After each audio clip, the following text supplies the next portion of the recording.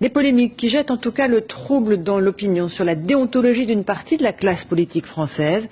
Alors pour éviter les abus et les dérives, l'exemple à suivre est peut-être celui de la Norvège. Sens de l'économie, transparence et règles très strictes sont au cœur de la vie publique. Regardez ce reportage à Oslo de Valérie Nataf et William Villemain. Un concert au ministère, des appareils trop gourmands en énergie traités sans ménagement, à l'image d'une classe politique que les Norvégiens souhaitent économe des deniers publics.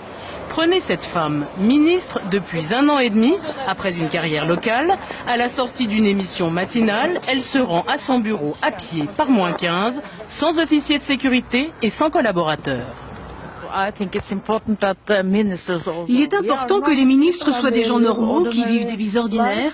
C'est comme ça qu'on est efficace, qu'on fait du bon travail pour nous administrer. Une journée de travail commence. La ministre nous fait visiter son bureau, mais aussi la petite pièce attenante. Quelquefois, je dois repasser des affaires. Personne ne le fait pour vous ? Non, qui devrait le faire? Et quand vient l'heure du déjeuner, c'est à la cafétéria du ministère qu'elle mange une salade, assise à quelques sièges de la femme qui nettoie les sols. La Norvège, 4,8 millions d'habitants. Dans ce royaume de glace et de neige, la classe politique se veut irréprochable, la tradition protestante. D'ailleurs, en quelques clics, chaque citoyen peut savoir les impôts payés par ses élus ou par les membres du gouvernement. Ce député d'opposition, ancien employé de chez Disney, conserve les reçus de ses repas. Il doit justifier ses dépenses et il trouve cela normal. Si la vie est trop dure pour un élu comme moi, alors c'est le signe que nous devons changer la manière dont la société est organisée.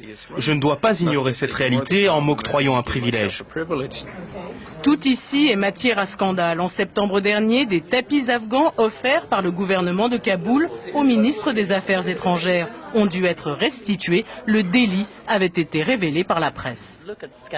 Quand on examine les scandales, les soi-disant scandales que nous avons révélés à la une de nos journaux, on voit bien qu'il ne se passe pas grand-chose en Norvège, en tout cas en matière de corruption.